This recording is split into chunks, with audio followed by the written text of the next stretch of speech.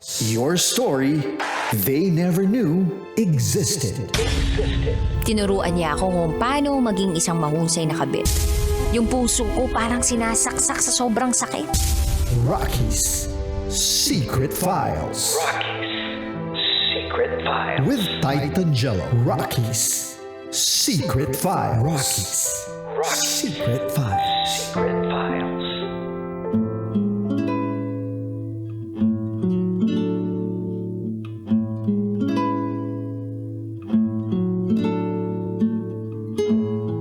Good evening Luzon, Visayas, Mindanao, Metro at Mega Manila sa oras natin ngayon na 10:21 PM.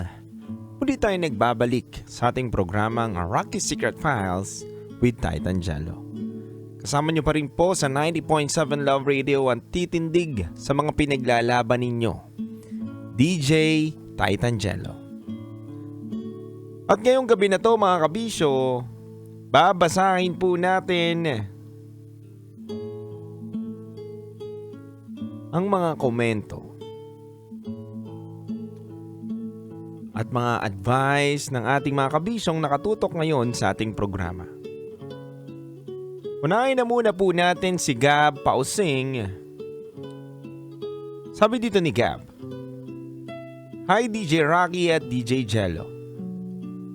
Para sa Secret Files tonight, ang masasabi ko lang is stay strong kay Secret Files sender. Minsan talaga ganyan ang buhay. May masasaya at malulungkot na pangyayari. Ang importante is nabubuhay pa tayo at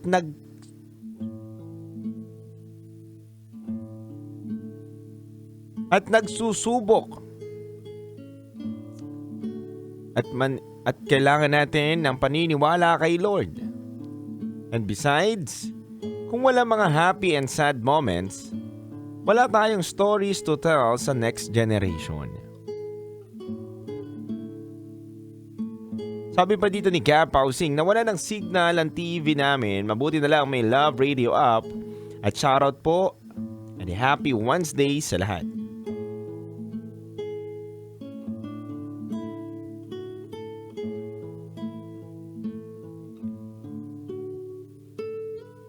Sabi naman dito ni Vertudaso,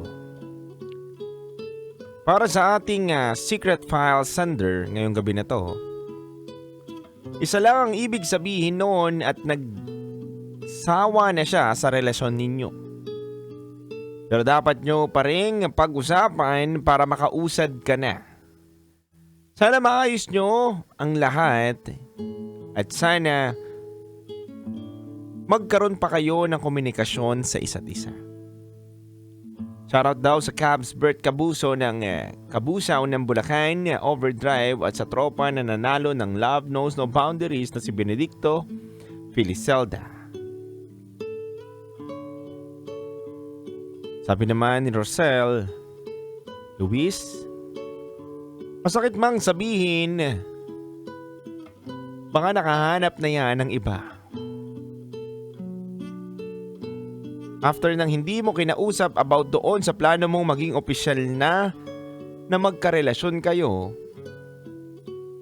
tingin ko nakahanap na siya ng iba. Mahirap talaga na may dalawang tao na magkaiba ang plano sa buhay. Or much worse, yung ikaw na mayroong plano pero yung isa, wala."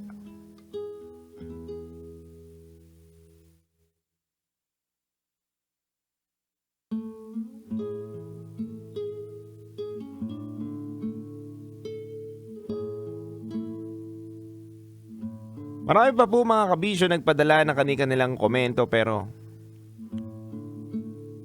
kulang na po ang ating oras para basahin pa ang lahat. Pero mga kabisyo, base po sa ating napakinggang storya ni Luis, paktunayan natin na destined to meet but not destined to be. Yan po ang naging sitwasyon ng ating letter sender ngayong gabi na to. Na tinadhana sila para magkita pero hindi sila nakatadhana. para magsama habang buhay. Mga kabisyo, pinakamasakit na mangyayari sa isang relasyon ay yung maghiwalay kayo na merong tanong sa isa't isa na paano. Yung mga what ifs ninyo na paano kung hindi ako nagmatigas,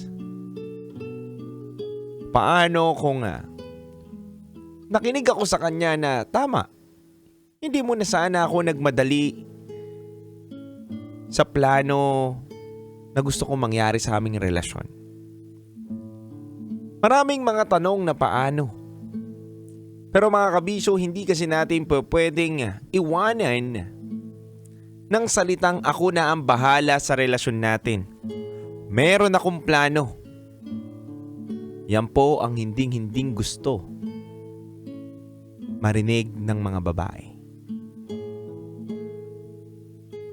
Hindi po gusto ng isang babae na marinig niya na parang wala pang plano ang kanyang kabiyak o kanyang partner sa kanilang kinabukasan. Alam niyo mga kabisyo, ang pinakamahalaga sa isang babae ay magkaroon kayo sa relasyon ninyo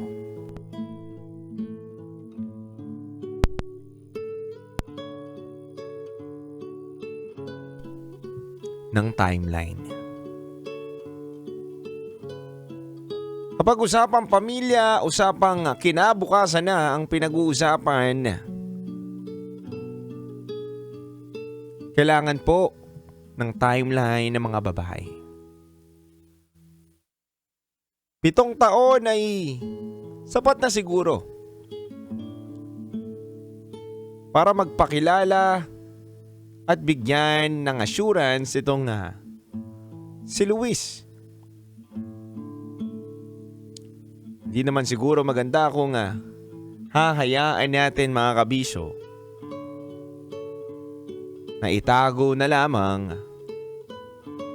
ang kanilang relasyon na binuo hanggang sa gustuin na nila o mapagdesisyonan na ni Robin na papakasalan niya na itong si Luis. Ngunit sa naging takbo ng istorya mga kabisyo, wala pong ganoon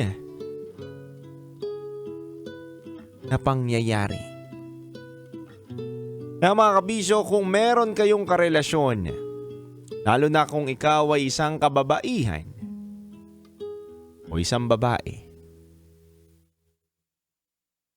tiyakin mo na iyong karelasyon ay merong plano para sa inyong kinabukasan. Hindi lamang sa salita, kundi meron din sa gawa. Lagi niyong tandaan mga kabisyo na sa isang relasyon,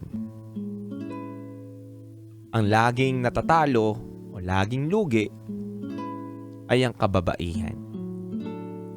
Aminin man natin o sa hindi, pero mas maraming pwedeng mawala sa isang kababaihan kaysa sa mga tulad naming mga lalaki.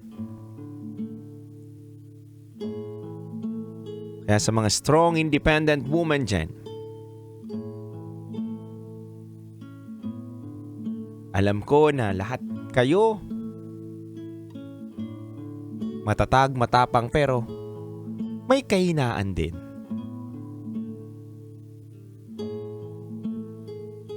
Kaya mga kabisyo, sa pagkakataon na ito, kung gusto nyo pong magbahagi ng inyong mga istorya, maaari po kayo magpadala sa aming Gmail account na raketera@gmail.com.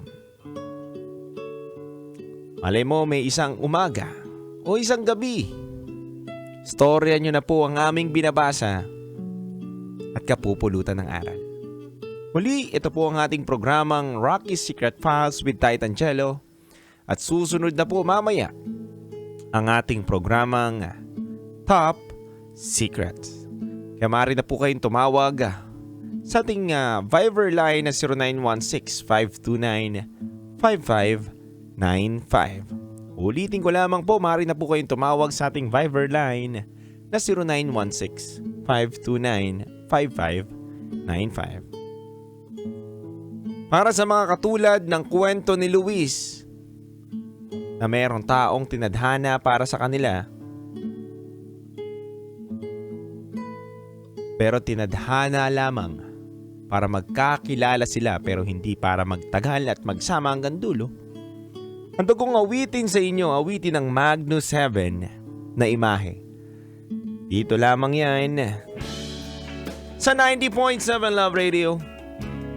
Kailangan pa bang i-memorize yan mga kabisyo? Basic. Metro's #1 Love Radio.